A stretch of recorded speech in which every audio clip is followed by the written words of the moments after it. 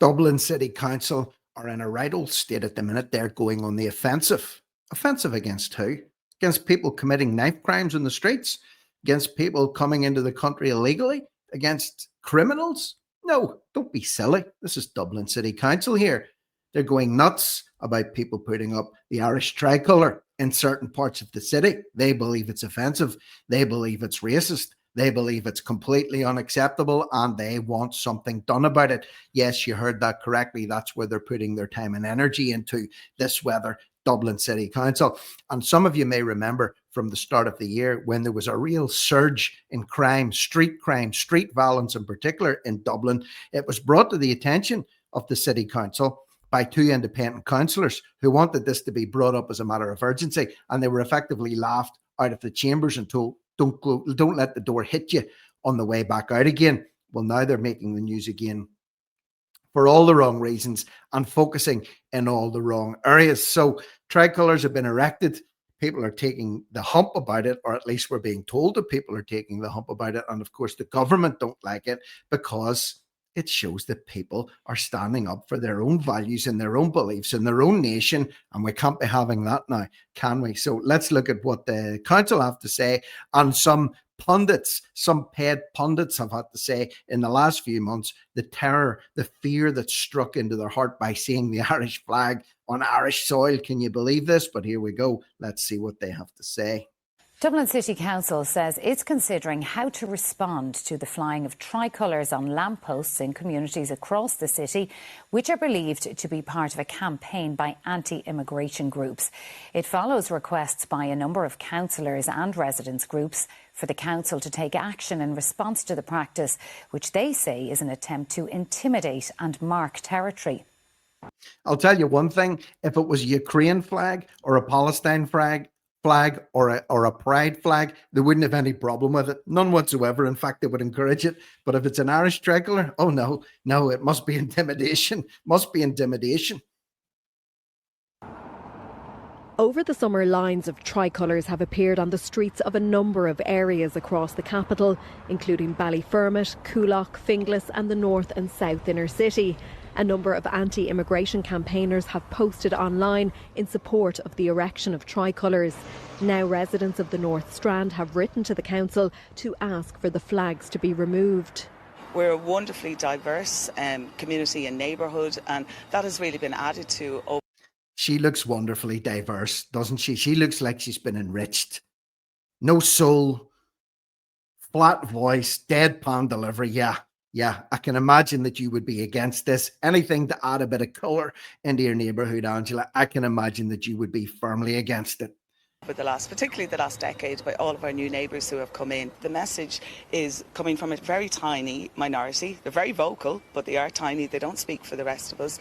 And the message seems to be one of intimidation, one of unwelcomeness and hate. A number of public representatives have also raised questions about the flags. The patriotism that those flying these flags are borrowing from is English nationalism. Mark this guy down. One to watch. Self-hating, Irish-hating councillor Dara Moriarty. One to watch, this guy. I think it's rich to hear of Irish patriots borrowing from their English cousins on this issue. We absolutely have to stamp this out. I'm calling on Dublin City Council to remove flags that are being put up with hateful intent. Why don't you stamp it out, Dara? Why don't you go out with your ladders tonight? Why don't you go out with your pair of scissors and cut the flags down yourself? If you want to play the big boy, why don't you go out and do it yourself? Huh? And he has the audacity to liken it. He's saying, oh, we're just borrowing this from other places, as if the people don't have the wherewithal to take the initiative and go out and do it themselves. Why does he hate himself so much? Why does he hate Dublin so much? What's his problem? People are going around videoing themselves, putting these flags up, saying they're reclaiming our city, they're taking it back. And I think that type of hateful rhetoric has to be stamped out. Yeah, you would say that, wouldn't you, Dara? You would say that. So, this is a throwback, I suppose you would say, also to, if you can remember, when the anti-immigration, anti-mass immigration, anti-government protests were at their peak, which was around about April through to June this year. There was a media blitz, a mainstream media blitz offensive again against people who are walking the streets carrying a tricolour in Ireland or having the audacity to put one outside their house. So I dug this one out from the vault. This was from News Talk back in June, where they talk about people, if they see a tricolour outside their house, they immediately think the resident must be a far-right extremist. Yes, they actually said that. So here's the evidence to prove it, lest we be accused of mis and disinformation. Now that has a tricolour outside, I'm much more likely to think that's probably pass a house now that has a tricolour outside it. Certainly, I'm much more likely to think that's probably a racist house, rather than there's any sort of national pride or anything. It's just been taken over by far-right agitators over the last few years, and the people who are wrapping themselves in it are people that I think the vast majority of Irish people wouldn't want to associate with at all. But and they would want to associate with this flannel-wearing sap, would they? I don't think so, somehow. I don't think so. By the way, this guy and Dara seem to have the same hairdryer by the looks of it. I'm kind of wondering, like, when was the last time you felt proper pride in the flag, in the tricolour? These far-right crowd, they have no symbol of their own. They don't represent any political entity. They don't have any policies other than directing frustration and hatred towards immigrants. So therefore, the tricolour would be the handy thing to misappropriate, rather than come to represent something coherent, or what they claim to be offering an alternative view of society. Funny enough, I've always had this view, and I know a lot of people disagree with me, think it's over the top. I've always had a view that every school in the country should fly the tricolour. It's over the top. It's over the top. Having your own flag flying in your own country. Where else in the world? Where else in the world would have the mindset and the mentality that they think that's over the top? Anyone that thinks that that's over the top should go and get counselled. That we should have I think the Scots are really good at this, pride in their flag, pride in their nation. I think we traditionally have not been great at it. I love the idea of every school flying the flag, just to engender that belief and that love of the flag. And maybe that's a way of taking back the flag now, because I do agree with Mick. I think it has been misappropriated. Yeah, and we possibly do need to. You're paid to say that. That's why. You're paid to say that you agree with Mick. You're paid to say it's misappropriated. You're getting funding from the government, or you're getting funding from people behind closed doors. Little brown envelopes coming in here, there. Little brown envelopes say, you say this, you get that. You say this, you get that. Really? You really think that represents the mindset and the mentality of the vast amount of people? Or are they just simply painting that picture to make you believe it? If you're consuming this garbage, that is. Think of a way to take that back and to make it stand for something else. Maybe it's something like you're suggesting there with the schools, because the most emotion we're feeling about it is now that we feel it's been taken away from us. Yeah, I think that is true. And that is a sad thing. And it is our flag. It's everybody's flag. It doesn't belong to one group. It certainly doesn't belong to the far right. It's our flag. It belongs to everyone. But we're going to take it off these people. We're going to take it off them, because when we see one outside someone's house, we go, oh. That's what you're dealing with. That's what you're dealing with in the so-called mainstream media. And this is the headline today. The Dublin City Council considers response to anti-immigrant flag campaign. Why does everything have to begin with anti, or for this or for that? Typical. Considering how to respond to the erection of tricolours and lampposts in communities across the city, which are believed to be part of a campaign by anti-immigration groups. Yeah, must be part of a campaign. Must be part of a campaign. No one just simply saying, you know what, I like the look of that. I think I'll have that outside my house. Must be a campaign. Must be some sinister campaign that's going on. Follows requests by a number of councillors and residents groups for the local authority to take action. They said it's an attempt to intimidate and mark territory. Oh,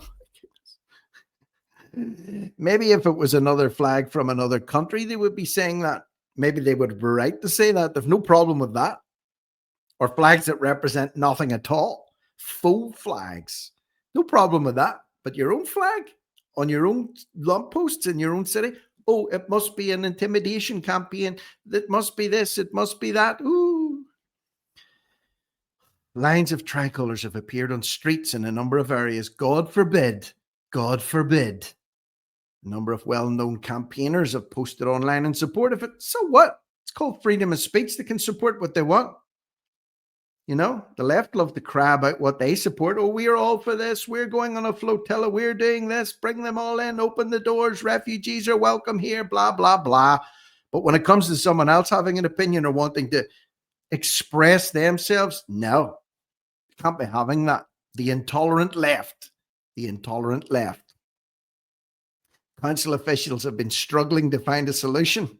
Yeah, I bet they have. Because they've got no backbone. They won't go straight in and take them down themselves. Understood to be a reluctance among council workers and contractors to remove them if they're erected. You know, there's been no threats made. Maybe it's a conscience thing. Maybe it's a conscience thing. Maybe it's a conscience thing. Weaponization of the tricolour in a written question to the council's chief executive, Labour Council for Dublin South, Dara Moriarty. That's Dara that we saw, self-hating, self-loathing Dara in the video clip, asked what action the council is going to take. What are you going to do, Dara? He asked the council chief to outline what the policy is. Do your own research, man. You know, you're getting paid for this job, aren't you? Spend some of your time doing some research. This attempted capture of our flag for hateful intent must be faced head on. Must be faced head on, but I'm not going to be facing them. Let the council do that. Apparently, residents have written a letter. Well, we saw one resident, independent councillor for Dublin's inner north city, Malachy Steenson, said any councillors who don't want the tricolour hung in their area and who feel intimidated should find another country to go to. That's what I mean. They've no problem with a Ukraine flag, for example. No problem with that at all. What are they going to do? Move over to the Donbass? Councillor Steenson said that while he didn't personally hang the tricolours, he fully supports their erection around the city. Yeah, that's up to him. That's his business, isn't it? He should be free to say that if he wants. So this monster is raising its head again, a mainstream media blitz. So it's our responsibility to kick back against it, to speak the truth, to put the facts out there, to make people aware of what's being said and who's saying it and how they're saying it. And then it's up to you to spread this around. Let people know, okay, this is what you've heard in one ear. We're going to put this into your other ear. That's what it's about.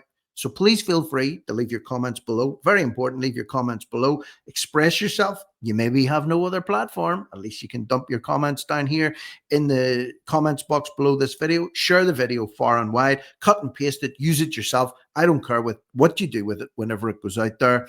And of course, feel free to subscribe to the channel if you really feel like it, and hit the notification bell so you're immediately notified of more amazing, wonderful, stimulating content or tripe that comes out of my mouth as and when it happens. But for now, I'm Rick Munn. This is No Risk, No Reward Media. Over and out.